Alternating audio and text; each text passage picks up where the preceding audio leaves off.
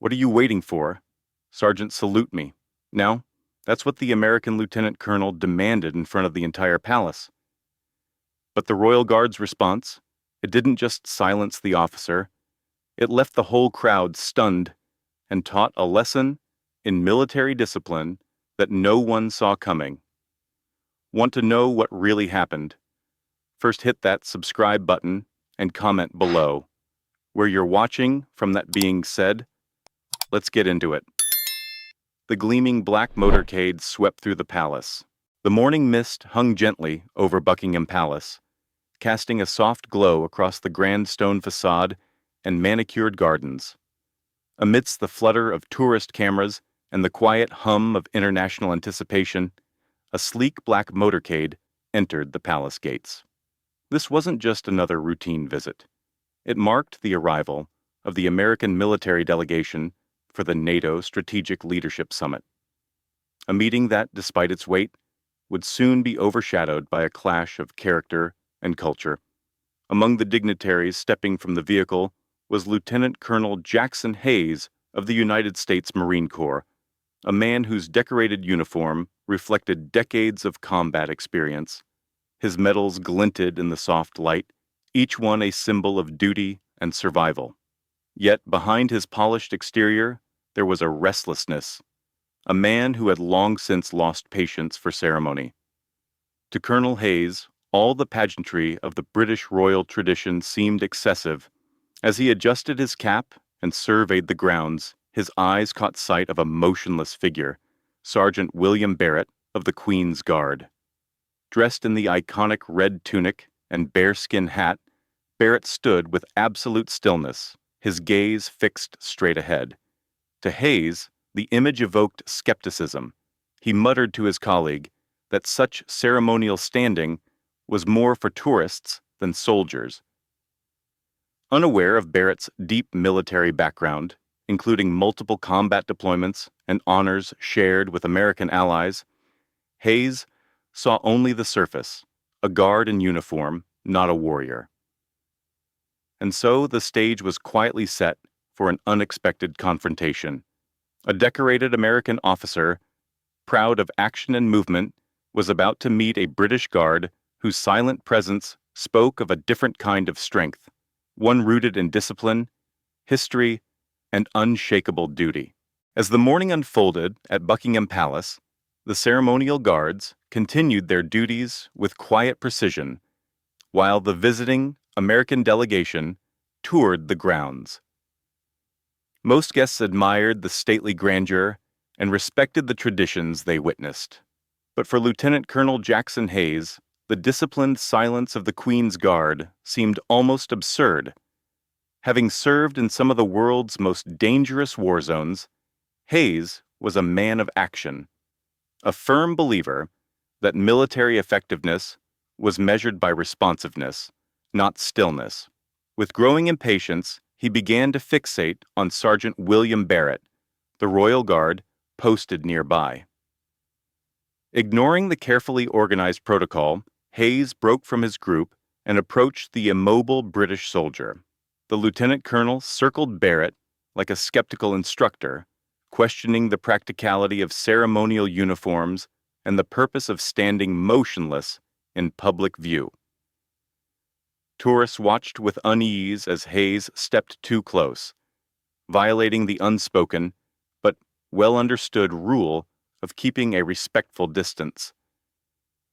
His words carried an edge of mockery as he compared American battlefield tactics to what he saw as British theatrics. Still, Sergeant Barrett stood firm, unmoving, his eyes fixed forward with that legendary 1,000-yard stare. Hayes pushed further, escalating from words to actions. He touched the fabric of Barrett's uniform, examining it like a museum piece, then ran his fingers along the guard's rifle. Murmurs rippled through the watching crowd. It was common knowledge, even to foreign visitors, that touching the Queen's Guard or their weaponry was strictly forbidden. The act was more than disrespectful. It crossed a line of military and cultural decency. Then, with full formality, Hayes issued what he considered a lawful order. Salute me now. He invoked his rank, his years of service, and his combat record as justification. But what he failed to understand was that inside the gates of Buckingham Palace, the rules were not his to impose. His attempt to assert authority revealed not strength, but a misunderstanding of respect. In trying to measure another soldier's worth by his own standards, Hayes had missed the deeper truth that duty and honor take many forms, not all of them loud or aggressive. For what felt like an eternity, Sergeant William Barrett stood unmoved, as though carved from stone. The crowd around him held its breath. Lieutenant Colonel Hayes had now crossed every boundary of decorum, physically touching the guard, obstructing his view, and issuing a direct command. But what happened next was not a burst of anger, nor a show of force. It was something far more powerful. With a calmness born of deep discipline, Barrett's white-gloved hand moved gently, deliberately removing Hayes's fingers from the rifle. Then, for the first time, he spoke.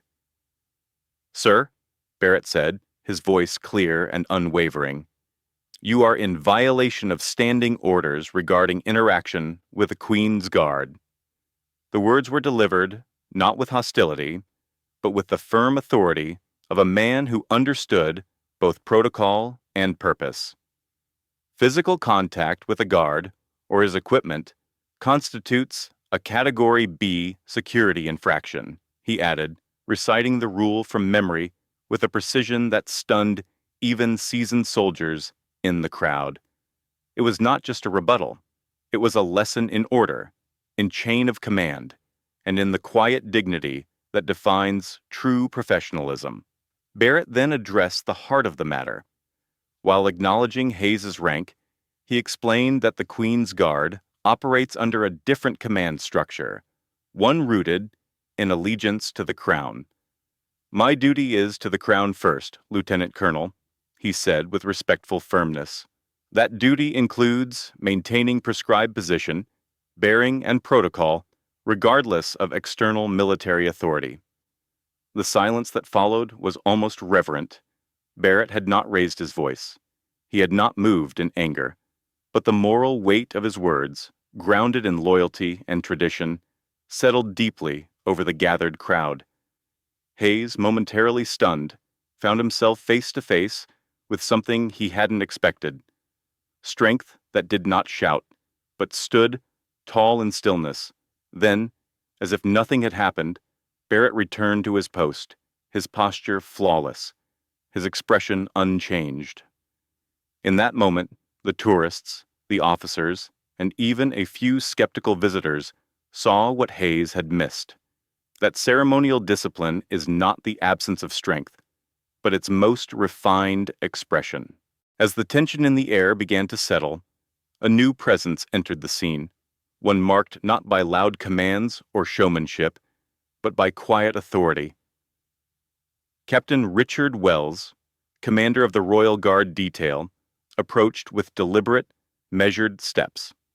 Dressed in service uniform, he bore the calm professionalism of a man well acquainted with both ceremonial duty and battlefield service.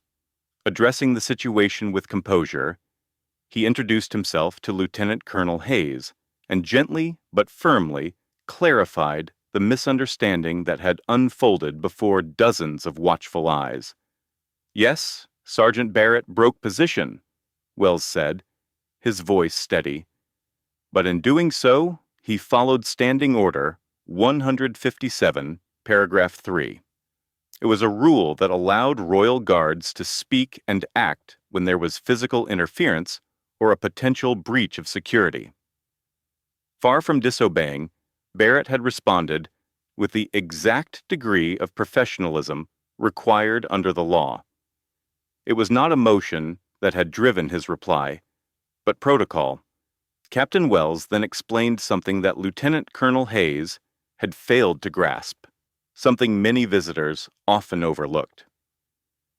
The Queen's Guard, while known for their ceremonial role, operate under a separate chain of command when stationed at royal sites. Within palace grounds, their orders come not from NATO structures or foreign dignitaries, but from the crown itself. In this jurisdiction, even a senior allied officer holds no authority over the guard on duty. With grace and patience, Wells went a step further, offering much-needed context. The same guards standing watch today had recently returned from combat. Many had served in the same theaters as their American counterparts. In fact, Sergeant Barrett had worked alongside American Special Forces during a classified mission and had been decorated for bravery under fire. His calm response was not rehearsed theater. It was the result of years of experience and tested leadership under the harshest conditions. Hayes, despite his combat credentials, found himself momentarily at a loss. His assumptions had been challenged, not with hostility, but with facts, history, and unwavering professionalism. In the eyes of those watching, Captain Wells didn't just defend Barrett. He upheld the honor of the entire Royal Guard, showing that ceremonial tradition and operational excellence were not mutually exclusive, but two sides of the same disciplined coin. As the American delegation prepared to depart Buckingham Palace, the tone among its members had shifted noticeably. While Lieutenant Colonel Hayes maintained a stiff posture and muttered criticisms under his breath, the rest of the group had grown quiet, thoughtful even. The earlier confrontation had left a lasting impression. Several officers offered discreet nods of respect to Sergeant Barrett as they passed, silent acknowledgments that transcended rank and nationality. It was a telling contrast. Hayes, once so confident in his views, now found himself isolated. His bravado no longer met with agreement, but with discomfort. For those who had witnessed the incident, it became more than just a breach of protocol. It was a powerful reminder of what true military discipline looks like. Barrett's calm, controlled response had diffused a volatile situation without escalation. His unshakable poise under pressure reflected a deeper strength, the kind that doesn't need to shout, doesn't need to prove itself loudly. In that quiet moment of resolve, Barrett had shown the world that honor, duty, and professionalism are not outdated concepts, but living values, embodied in the quiet stance of a single soldier. The lesson was clear. Respect is not only about following one's own rules, it's about recognizing and honoring the customs and commands of others, especially in foreign lands. For older generations who have lived through eras of both war and peace, this story reaffirms something timeless. Dignity is often found not in how loudly we speak, but in how firmly we stand. And sometimes, the greatest show of strength comes not from action, but from restraint. In a world that often celebrates loud voices and rapid responses, this story offers a quieter, more profound lesson, one rooted in dignity, discipline, and the wisdom of restraint. Sergeant Barrett's composed reaction to provocation reminds us that real strength doesn't always wear the face of aggression. Instead, it often lives in those who stand firm in their values, even under pressure. For many seniors who have witnessed history unfold through conflict, peace, and cultural change, this story resonates deeply. It reflects the belief that honor isn't something you demand, it's something you embody. Lieutenant Colonel Hayes's mistake was not in his military pride, but in his failure to recognize that every tradition carries meaning. Respect, especially across borders and generations, requires humility. Whether dealing with family, community, or international allies, we are reminded that listening, understanding, and standing calmly in the face of conflict often achieve more than confrontation ever could. As we age, we come to appreciate that grace under pressure is one of life's greatest strengths, and that true service, in any uniform, begins with respect.